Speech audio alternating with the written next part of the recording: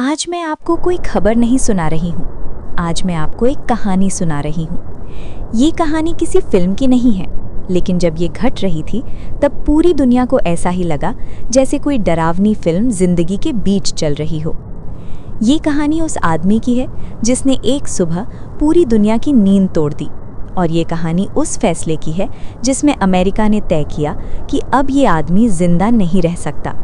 तो चलिए बिल्कुल शांति से, बिना शोर के समझते हैं कि ये सब शुरू कैसे हुआ और ख़त्म कैसे हुआ। कहानी शुरू होती है 11 सितंबर 2001 से। उस दिन अमेरिका में सब कुछ सामान्य था। लोग अपने काम पर जा रहे थे। न्यूयॉर्क की ऊंची इमारतें हमेशा की तरह खड़ी थीं। किसी को अंदाज़ा नहीं था कि कुछ ही मिनटों में ये शहर इतिहास की सबसे भयानक तस्वीर देखने वाला है। 4 हवाई जहाज़ अपहरित किए गए। 2 सीधे वर्ल्ड ट्रेड सेंटर से टकराए, एक पेंटागन से और एक रास्ते में गिर गया। पहले विमान को हादसा समझा गया, लेकिन दूसरे विमान के टकराते ही सब समझ गए कि ये कोई हादसा नहीं था, ये हमला था, जानबूझकर किया गया हमला। कुछ ही देर में दोनों टावर गिर गए। धुआं, आग, चीखें और हजारों लोग, करीब 3000 निर्दोष जानें उस एक सुबह में चली गईं। पूरी दुनिया लाइव देख रही थी कि अमेरिका, जो खुद को सबसे सुरक्षित देश मानता था, आज असहाय खड़ा है। कुछ ही घंटों में अमेरिका को साफ हो गया कि इस हमले के पीछे कौन है। Osama bin Laden. उसके लिए वर्ल्ड ट्रेड सेंटर सिर्फ इमारत नहीं था, वो अमेरिकी ताकत, अमेरिकी पैसे और अमेरिकी दखल का प्रतीक था। ओसामा का मानना था कि अमेरिका मुस्लिम देशों में सेना रखता है, सरकारें बदलता है और अपनी मर्जी चलाता है। 9/11 उसके लिए बदला भी था और संदेश भी। लेकिन इस हमले के बाद अमेरिका के सामने सिर्फ गुस्सा नहीं था, डर भी था। डर इस बात का कि अगर ये आदमी जिंदा रहा तो फिर हमला होगा, शायद और बड़ा, शायद और खतरनाक। इसलिए ये मामला सिर्फ बदले का नहीं रहा, ये कानून, सुरक्षा और भविष्य का सवाल बन गया। अगर इसे FIR की भाषा में कहा जाए तो ओसामा पर सामूहिक हत्या, देश पर हमला और आने वाले खतरों का आरोप था। अमेरिका जानता था कि इसे जेल में डालना काफ़ी नहीं होगा। अगर ये फिर बच गया तो इतिहास खुद को दोहरा सकता था। शुरुआत में अमेरिका ने उसे पकड़ने की कोशिश की। अफगानिस्तान में सेना भेजी गई, तालिबान सरकार गिराई गई, पहाड़ खोजे गए, लेकिन ओसामा हर बार हाथ से निकल गया। वो ना फ़ोन इस्तेमाल करता था, ना इंटरनेट, ना कैमरा। वो जानता था कि अगर वो दिखा तो मारा जाएगा। तब अमेरिका ने अपनी सोच बदली। अगर आदमी नहीं मिल रहा तो उसके आसपास के लोगों को देखो। ओसामा अकेला नहीं रह सकता था। उसे खाना चाहिए था, खबरें चाहिए थीं, संदेश भेजने होते थे। यहीं से उसकी तलाश नहीं, उसकी परछाई की तलाश शुरू हुई।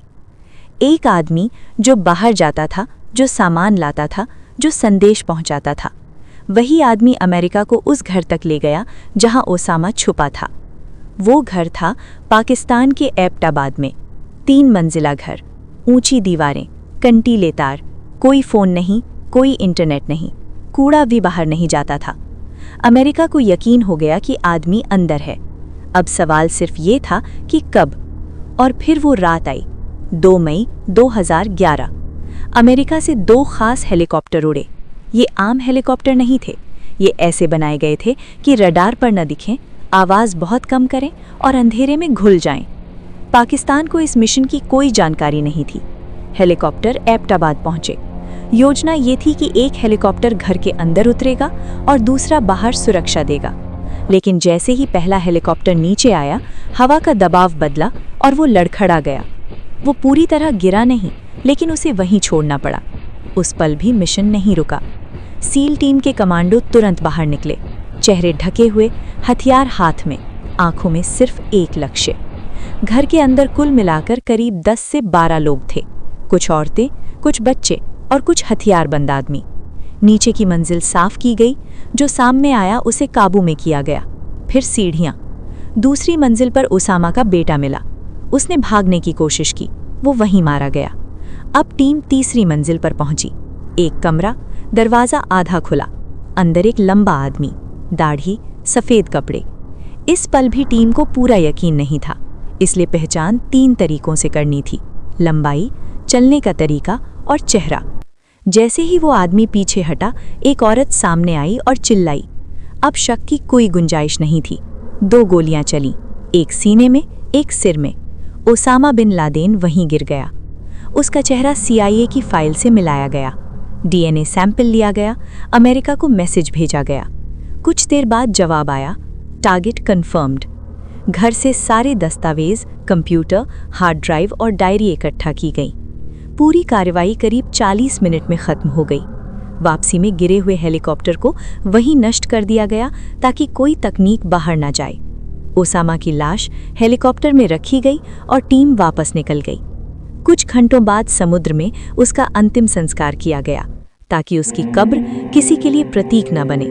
और जब राष्ट्रपति ने कहा जस्टिस हैज बिन डन, तो दुनिया को पता चला कि वो आदमी जो 10 साल तक पूरी दुनिया से छुपा रहा, अब इस कहानी का अंत बन चुका है। ये सिर्फ एक आदमी की मौत नहीं थी, ये उस डर का अंत था जो 11 सितंबर से पूरी दुनिया पर छाया हुआ था।